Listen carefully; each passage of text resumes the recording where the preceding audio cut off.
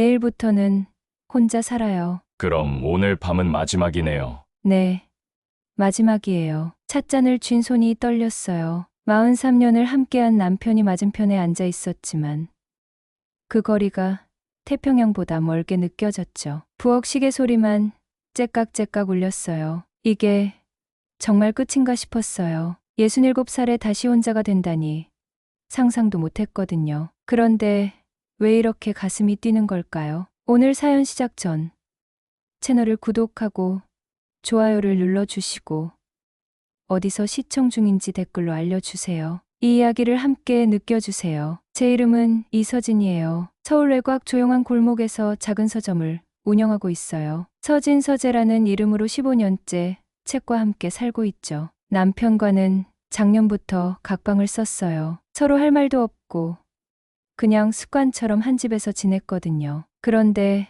어제 남편이 갑자기 말했어요. 자기는 고향으로 내려가서 농사나 지으며 살겠다고요. 나한테는 서점이 있으니까 서울에 남아있으라고 했죠. 사실 저도 마음 한편으로는 기다리고 있었던 것 같아요. 이런 날이 올 거라는 거요. 새벽 5시에 일어나서 라디오를 틀었어요. 옛날 노래가 흘러나왔죠. 서점 문을 열고 먼지 쌓인 책들을 정리하면서 생각했어요. 이제 정말 혼자구나. 무섭기도 하고 한편으로는 자유로운 기분도 들었어요. 점심때쯤 비가 내리기 시작했어요. 가을 장대비였죠. 우산을 챙기지 못해서 치마가 흠뻑 젖었어요. 바람에 우산이 뒤집히니까 정말 난감했거든요. 그때 맞은편 목공방에서 누군가가 소리쳤어요. 바람 깡패네요.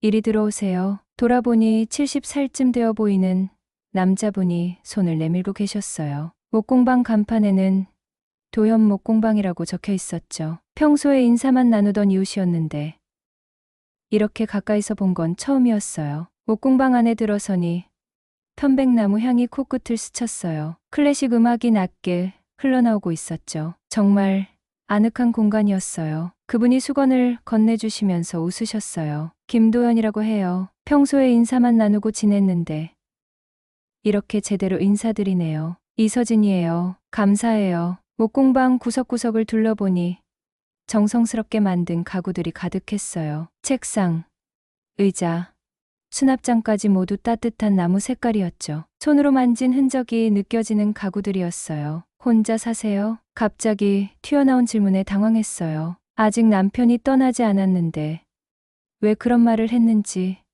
저도 모르겠어요. 내일부터요. 도연 씨가 고개를 끄덕이시더라고요. 무슨 사정인지 묻지 않으셨어요. 그냥 그러시는군요라고만 말씀하셨죠. 비가 그치고 나서 서점으로 돌아왔어요. 남편은 짐을 다 챙겨놓고 있었어요. 정말 떠날 준비를 하고 있었던 거죠. 저녁을 함께 먹으면서도 별다른 대화는 없었어요. 밤이 되어서야 남편이 말했어요. 미안하다.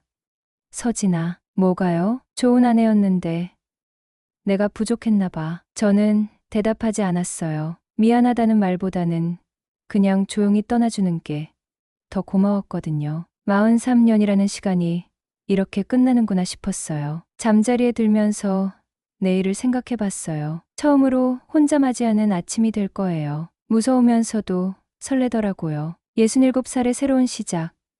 과연 어떨까요? 남편이 떠난 첫 아침이었어요. 집안이 이상하게 조용했죠. 평소라면 남편이 씻는 소리, 면도하는 소리가 들렸을 텐데 아무것도 들리지 않았어요. 거실, 소파에 남편이 입던 잠옷이 그대로 있더라고요. 서점 문을 열고 하루를 시작했어요. 어제 비 때문에 습기가 차서 책들이 눅눅해졌더라고요. 특히 구석 책장은 상태가 심각했어요. 나무가 휘어져서 책들이 기울어져 있었죠. 혼자서는 도저히 고칠 수 없을 것 같았어요. 점심때쯤 도연 씨가 서점으로 오셨어요. 손에 뭔가 도구를 들고 계셨죠. 어제 책장 상태가 안 좋아 보이던데 한번 봐드릴까요? 정말 고마운 제안이었어요. 도연 씨가 책장 뒤쪽을 손전등으로 비춰보시더라고요. 전문가의 눈으로 찬찬히 살펴보셨죠. 습기는 탔지만 원목이라 살릴 수 있어요. 며칠 말리고 나서 다시 고정하면 될 것 같네요. 노고 많으세요. 아직 관말로 넘어갈 용기가 나지 않았어요. 오랜만에 남자분과 대화하는 거라 어색했거든요. 도연 씨는 자연스럽게 일을 시작하셨어요. 책들을 조심스럽게 빼내고 축축한 책장을 바깥으로 옮기셨죠. 일하시는 모습을 보니 정말 전문가구나 싶었어요. 손길 하나하나가 정성스러웠어요. 나무를 다루는 솜씨가 예사롭지 않았죠. 저는 커피라도 대접해야겠다 싶어서 인스턴트 커피를 탔어요. 아, 제가 가져온 게 있어요. 도연 씨가 핸드드립 주전자를 꺼내시더라고요. 직접 내린 커피를 주셨어요. 향이 정말 좋았어요. 같이 마시면서 이야기를 나눴죠. 쓴데 향은 좋네요. 쓴데 향은 좋네요. 똑같은 말을 동시에 했어요. 서로 보고 웃었죠. 오랜만에 진심으로 웃은 것 같았어요. 남편과는 이런 자연스러운 웃음을 나눈 게 언제였는지 기억이 안 났거든요. 도연 씨가 말씀하시길 목공방을 시작한 지 10년 정도 됐다고 하셨어요. 회사를 정년퇴직하고 나서 취미로 시작했는데 이제는 작은 수입도 생긴다고 하셨죠. 무엇보다 나무를 만지고 있으면 마음이 편해진다고 하셨어요. 서점도 오래 하셨죠? 15년째예요. 처음에는 남편이 반대했는데 지금은 그냥 내버려둬요. 사실 남편이 어제 떠났다는 말을 하고 싶었는데 차마 못하겠더라고요. 아직 실감이 나지 않았거든요. 도연 씨는 더 이상 묻지 않으셨어요. 각자의 사정이 있다는 걸 아시는 것 같았죠. 저녁 무렵까지 책장을 고쳐주셨어요. 완전히 새 책장처럼 반듯해졌어요. 정말 고마웠죠. 도연 씨가 돌아가시면서 말씀하셨어요. 내일 한 번 더 와서 마무리할게요. 너무 무리하지 마세요. 그렇게 첫날이 지나갔어요. 집으로 돌아와서 혼자 저녁을 먹었어요. 갑자기 조용한 집이 낯설게 느껴졌어요. TV 소리라도 틀어놓지 않으면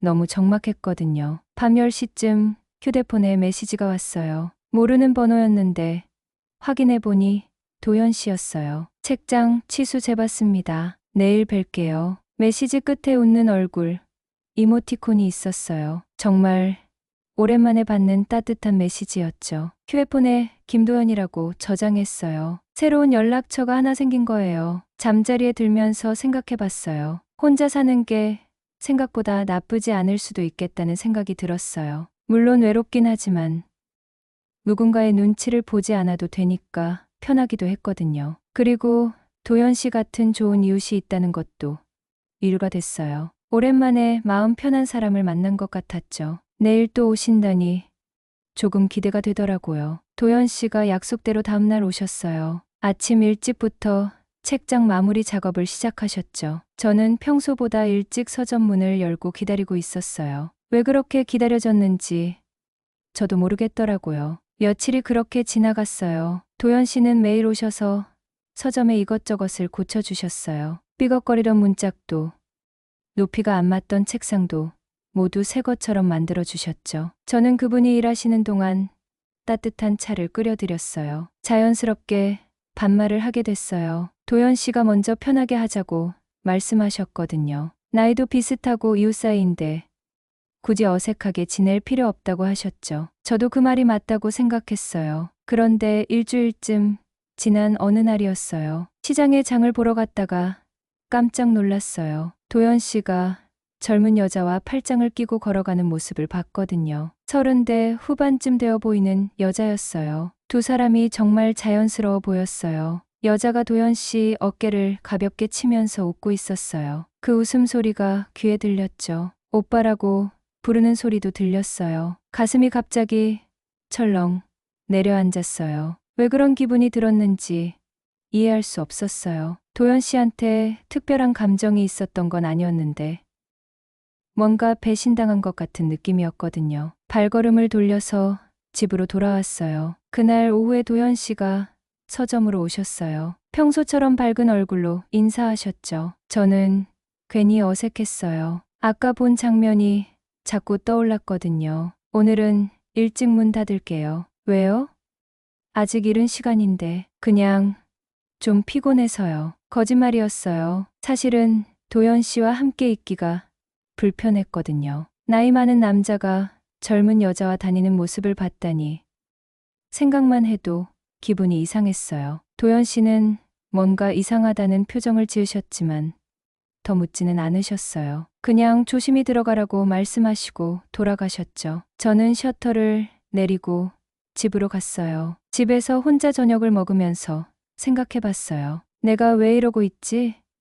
도현 씨가 누구와 다니든 나와는 상관없는 일이잖아. 그런데도 자꾸 신경이 쓰였어요. 혹시 내가 착각하고 있었던 건 아닐까 싶었거든요. 며칠 동안 도현 씨를 피했어요. 서점 문을 늦게 열고 일찍 닫았죠. 목공방 쪽으로는 쳐다보지도 않았어요. 도현 씨가 몇 번 오셨는데 바쁘다는 핑계로 대화를 피했어요. 사실 저 자신이 우스웠어요. 67살에 무슨 질투를 하고 있는 건지 말이에요. 남편과 이별한 지 겨우 일주일 된 사람이 다른 남자에게 마음을 쓰고 있다니 정말 말이 안 됐거든요. 그런데 마음이라는 게 내 마음대로 안 되더라고요. 도현 씨가 보고 싶었어요. 같이 차를 마시며 이야기 나누던 시간이 그리웠죠. 하지만 그 젊은 여자 생각을 하면 다가갈 수가 없었어요. 어느 날 밤에는 찻잔을 떨어뜨려서 깨뜨렸어요. 괜히 신경질이 나서 그랬나 봐요. 깨진 찻잔 조각을 치우면서 중얼거렸어요. 잘한 거야.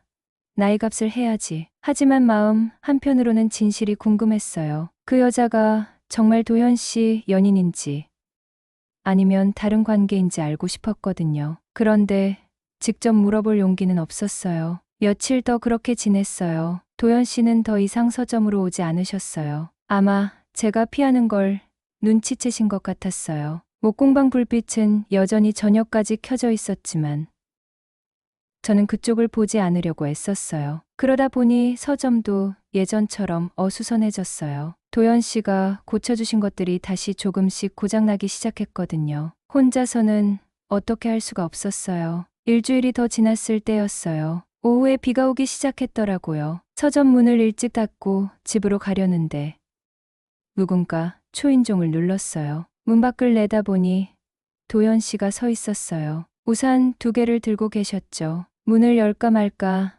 망설였어요. 그런데 도현 씨가 계속 초인종을 누르시더라고요. 결국 문을 열었어요. 도현 씨는 평소와 달리 심각한 표정이었어요. 제가 뭘 그렇게 잘못했나요? 직접적인 질문에 당황했어요. 뭐라고 대답해야 할지 몰랐거든요. 시선을 바닥으로 내렸어요. 잘못한 건 없어요. 그럼 왜 저를 피하세요?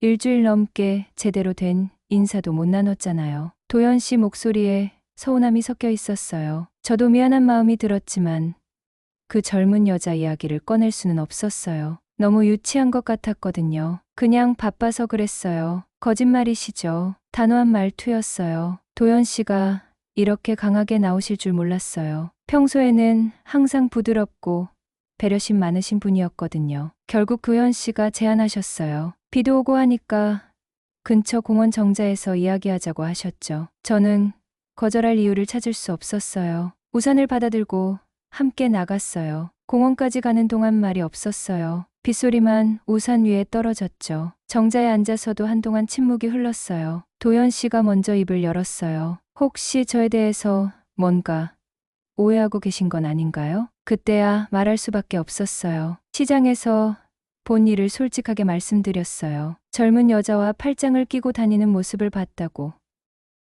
그래서 뭔가 어색해졌다고 했죠. 도현 씨가 잠깐 놀란 표정을 지으시더니 웃으셨어요. 그러면서 지갑에서 사진 한 장을 꺼내셨어요. 아까 본 그 여자 사진이었어요. 여동생 김도희예요. 시댁에 내려가 있다가 잠깐 서울에 올라와서 만난 거였어요. 정말 어이없었어요. 여동생이었다니요. 저는 혼자서 며칠 동안 쓸데없는 질투를 하고 있었던 거예요. 얼굴이 빨개져서 어떻게 해야 할지 몰랐어요. 죄송해요. 제가 너무 성급하게 판단했나 봐요. 괜찮아요. 그런데 왜 그렇게 신경 쓰셨어요? 도현 씨가 조심스럽게 물어보셨어요. 저는 대답할 수 없었어요. 내가 왜 그랬는지 스스로도 확실하지 않았거든요. 그냥 기분이 이상했다고 밖에 설명할 수 없었어요. 비가 그치고 해가 지려고 했어요. 정자 안이 어스름해졌죠. 도현 씨가 갑자기 말씀하셨어요. 서진 씨, 저 설레고 있어요. 심장이 쿵 떨어지는 것 같았어요. 무슨 말인지 알 것 같으면서도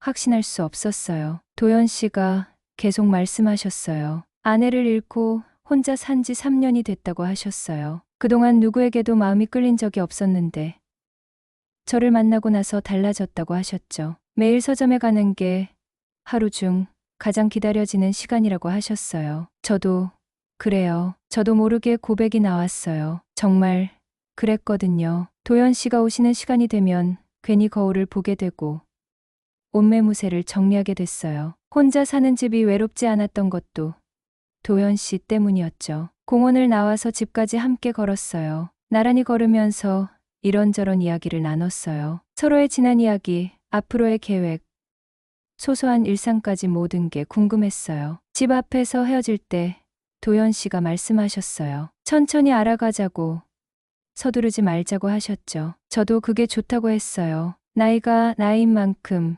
신중해야 한다고 생각했거든요. 그날 밤 정말 오랜만에 편안하게 잠들었어요. 며칠 동안 쌓였던 답답함이 모두 풀린 것 같았거든요. 오해가 풀려서 다행이었고 도연 씨 마음을 알게 돼서 기뻤어요. 오해가 풀리고 나서 일주일 정도 평화로운 시간이 흘렀어요. 도연 씨와 저는 매일 만났어요. 오전에는 각자 일을 하고 오후에는 함께 차를 마시며 이야기를 나눴죠. 정말 행복한 시간들이었어요. 그런데 어느 날 오후 서점에 예상치 못한 손님이 왔어요. 제 딸 한지민이었어요. 42살인 지민이는 평소에 자주 오지 않았거든요. 그런데 갑자기 나타나더니 제 주변을 둘러보더라고요. 엄마, 요즘 서점이 많이 깔끔해졌네요. 응. 이웃분이 고쳐주셨어. 이웃분이요? 누구요? 지민이 목소리에 의심이 섞여 있었어요. 저는 자연스럽게 도연 씨 이야기를 했어요. 목공방을 하시는 분이고 서점 가구들을 고쳐주셨다고 말했죠. 그 순간 지민이 얼굴이 굳어졌어요. 제 팔을 붙잡더니 날카로운 목소리로 말했어요. 엄마, 아빠 기일도 안 지났는데 뭐 하는 거예요? 깜짝 놀랐어요. 지민이가 왜 갑자기 이런 말을 하는지 이해할 수 없었거든요. 아빠 기일이라니 남편은 죽은 게 아니라 고향으로 내려간 거였는데요. 지민아, 무슨 소리야? 동네 사람들이 다 알고 있어요. 엄마가 남자랑 매일 만난다고요. 누군가 저희 만나는 모습을 보고 소문을 낸 모양이었어요. 작은 동네라서 금방 퍼졌나 봐요. 지민이는 친구를 통해서 그 이야기를 들었다고 했어요. 그분은 그냥 좋은 이웃이야. 이웃이 매일 와서 차 마시고 가나요? 엄마, 나이 생각해 보세요. 지민이 말이 가슴에 박혔어요. 나이 생각해 보라니 67살에 연애가 말이 안 된다는 뜻이었죠. 저도 그런 생각이 없지 않았지만 딸한테 직접 들으니 더 서글펐어요. 그날 저녁 지민이는 아들 지훈이와 화상통화를 했어요. 지훈이는 캐나다에 살고 있거든요. 화면 속에서 지훈이가 심각한 표정으로 말했어요. 목공방이요? 엄마 재산 노리는 건 아니겠죠? 지훈아, 그런 말 하지 마. 아니에요. 엄마, 요즘 그런 사람들 많다고 들었어요. 혼자 사는 여자 어르신들 노리는 남자들 말이에요. 화면 속에 손주들도 보였어요. 10살, 8살 된 아이들이 할머니가 무슨 일인지 모르는 채로 어리둥절해하고 있었어요. 마음이 더 무거워졌어요. 지민이와 지훈이는 제게 그 관계를 정리하라고 했어요. 동네 소문도 안 좋고 나에 맞지 않는 행동이라고 했죠. 특히 지민이는 아버지한테 미안하지도 않냐고 했어요. 그날 밤 잠을 이룰 수 없었어요. 아이들 말이 맞는 건지 고민했어요. 정말 제가 나이에 안 맞는 행동을 하고 있는 건지 도연 씨에게 피해를 주고 있는 건 아닌지 생각했어요. 다음날 도연 씨가 평소처럼 서점으로 오셨어요. 밝은 얼굴로 인사하셨지만 저는 마음이 무거웠어요. 어떻게 말씀드려야 할지 고민이 됐거든요. 오늘 표정이 안 좋네요. 무슨 일 있어요? 도연 씨. 네, 우리 그냥 이웃으로 지내요. 도연 씨 얼굴에서 웃음이 사라졌어요. 무슨 일인지 묻지 않으셨어요. 그냥 조용히 고개를 끄덕이셨죠. 알겠어요. 미안해요. 미안하단 말은 하지 마세요. 도연 씨가 씁쓸한 미소를 지으시며 말씀하셨어요. 그리고는 가져온 도구들을 정리하기 시작하셨어요. 평소보다 느린 동작이었어요. 혹시 제가 뭔가 실수한 게 있나요? 아니에요. 그냥 제 사정이에요. 더 이상 설명할 수 없었어요. 아이들 이야기를 하기에는 너무 창피했거든요. 나이 많은 엄마가 연애한다고 걱정하는 자식들 이야기를 할 수 없었어요. 도연 씨가 돌아가신 후 서점이 텅 빈 것 같았어요. 며칠 전까지만 해도 이 시간이 가장 행복했는데 이제는 가장 쓸쓸한 시간이 됐어요. 창밖 목공방을 보니 불빛이 켜져 있었지만 더 이상 그쪽으로 갈 수 없었어요. 저녁에 지민이가 전화했어요. 잘했다고, 현명한 판단이라고 말했어요. 하지만 저는 전혀 현명하다는 생각이 들지 않았어요. 오히려 뭔가 소중한 걸 잃은 것 같았거든요. 그날 밤부터 다시 혼자만의 시간이 시작됐어요. 도연 씨가 없는 하루는 정말 길게 느껴졌어요. 아무리 책을 읽어도 집중이 안 됐고 차를 마셔도 맛이 없었어요. 도연 씨와 헤어진 지 일주일이 지났어요. 매일이 무료하고 답답했어요. 서점에 앉아 있어도 재미가 없고 집에 돌아가도 할 일이 없었죠. 그저 시간만 흘러갔어요. 그런데 어느 날 오후 단골 손님인 오지숙 할머니가 오셨어요. 75살인 지숙 할머니는 한 달에 2번씩 서점에 오시는 분이에요. 항상 연애소설을 사가시거든요. 그날도 책장을 둘러보시더니 연애편지 모음집을 집어드셨어요. 계산하면서 날 보고 웃으시더라고요. 언니, 이 책 누굴 줄지 알잖아요? 갑작스러운 말에 당황했어요. 지숙 할머니가 왜 그런 말씀을 하시는지 모르겠더라고요. 할머니, 무슨 말씀이세요? 목공방 총각 말이야. 요즘 왜 안 와? 맨날 오던 사람이. 동네 사람들이 다 알고 있었나 봐요. 지숙 할머니는 계속 말씀하셨어요. 나이가 들수록 사랑이 더 소중하다고.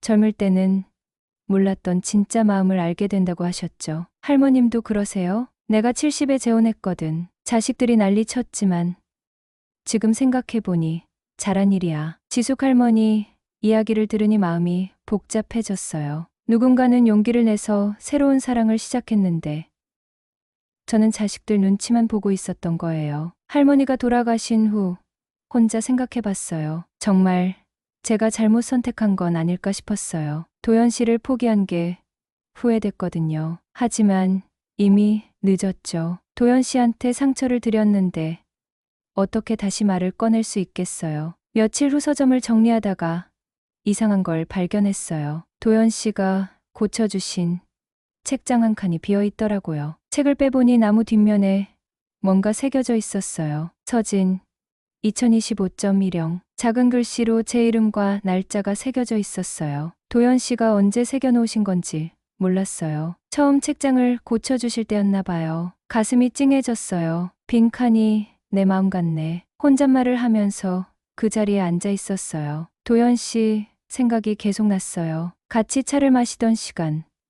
비 오는 날 우산을 씌워주시던 모습.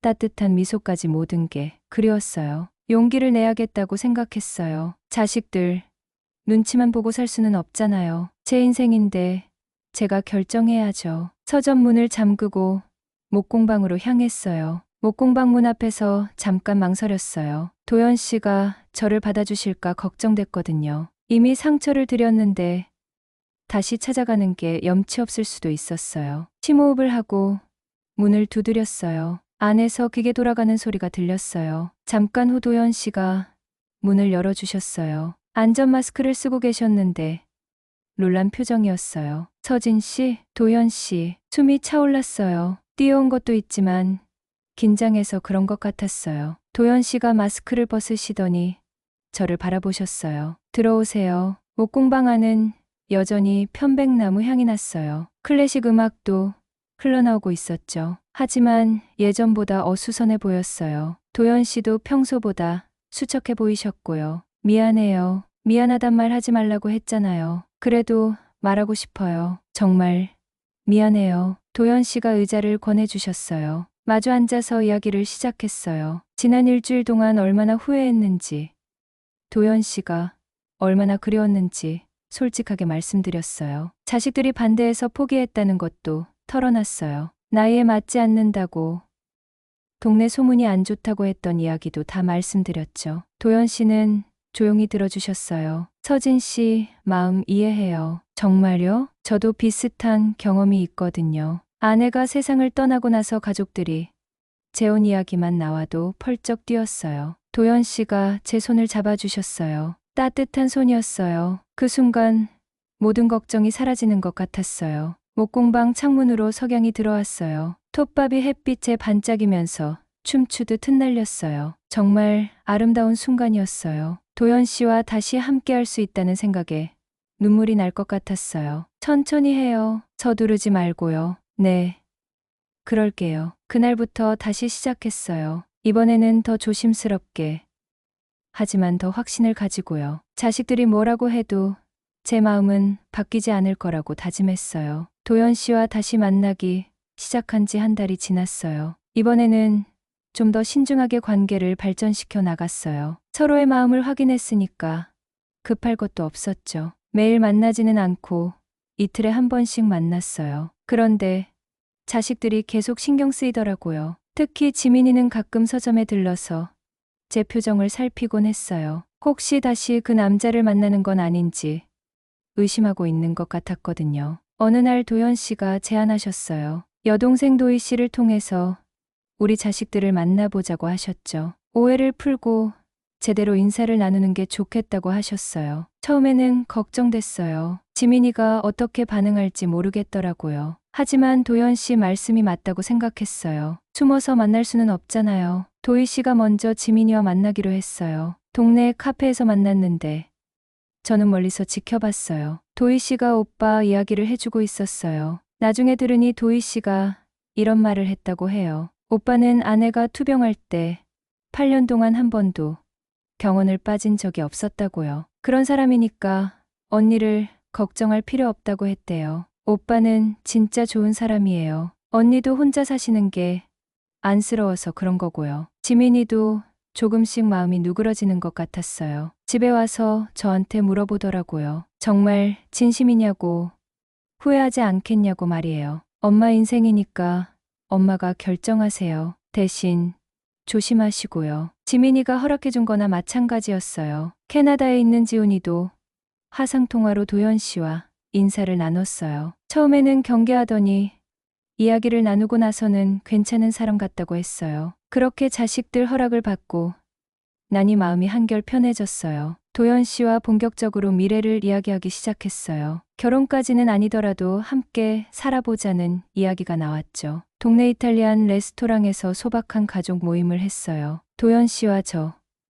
그리고 지민이와 아이들, 도희 씨까지 함께 했어요. 지훈이는 화상으로 참여했고요. 식사 중에 도연 씨가 혼인신고서 봉투를 꺼내셨어요. 깜짝 놀랐어요. 미리 준비해 오신 줄 몰랐거든요. 그때 손주가 순수한 목소리로 물어봤어요. 할머니, 또 결혼해요? 아이의 순진한 질문에 모두가 웃었어요. 긴장했던 분위기가 한순간에 풀렸죠. 저도 웃으면서 고개를 끄덕였어요. 응.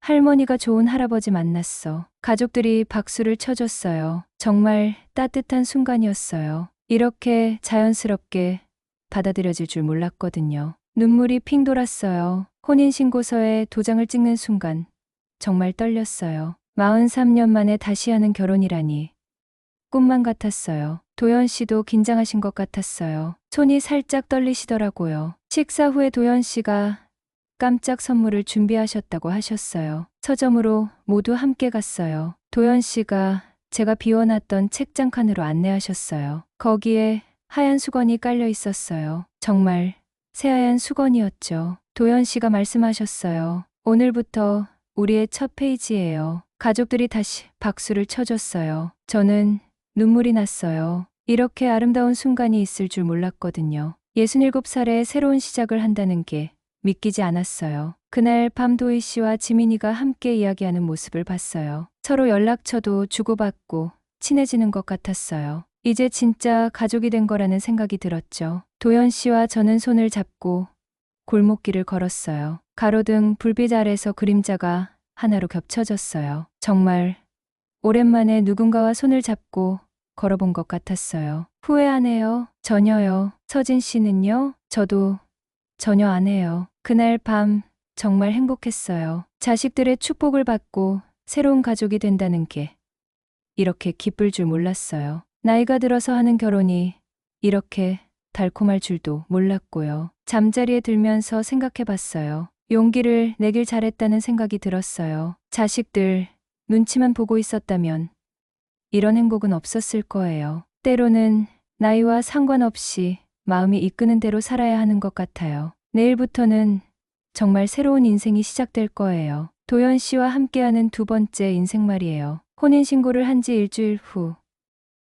드디어 함께 살기 시작했어요. 도연 씨 집으로 이사를 했죠. 목공방 위층에 있는 아담한 집이었어요. 나무 향이 배어있는 따뜻한 공간이었죠. 첫날 아침이 정말 낯설었어요. 오랜만에 누군가와 같은 침실에서 잠을 잔 거거든요. 천장을 바라보며 미소가 절로 나왔어요. 이런 아침이 올 줄 몰랐거든요. 부엌에서 냄비 소리가 들려왔어요. 미역국 끓이는 냄새도 났죠. 도연 씨가 아침 준비를 하고 계셨어요. 이런 소리들이 이렇게 정겨울 줄 몰랐어요. 내가 간을 봤는데 좀 짤 수 있어. 부엌에서 도연 씨가 소리쳤어요. 걱정스러운 목소리였죠. 저는 웃으면서 대답했어요. 짠 인생엔 짭짤한 국이 잘 어울려요. 도연 씨가 웃으시더라고요. 아침부터 이렇게 편안한 대화를 나눌 수 있다니 정말 좋았어요. 혼자 살 때는 아침이 그렇게 쓸쓸했는데 말이에요. 식사 후에는 각자 일을 시작했어요. 저는 서점으로,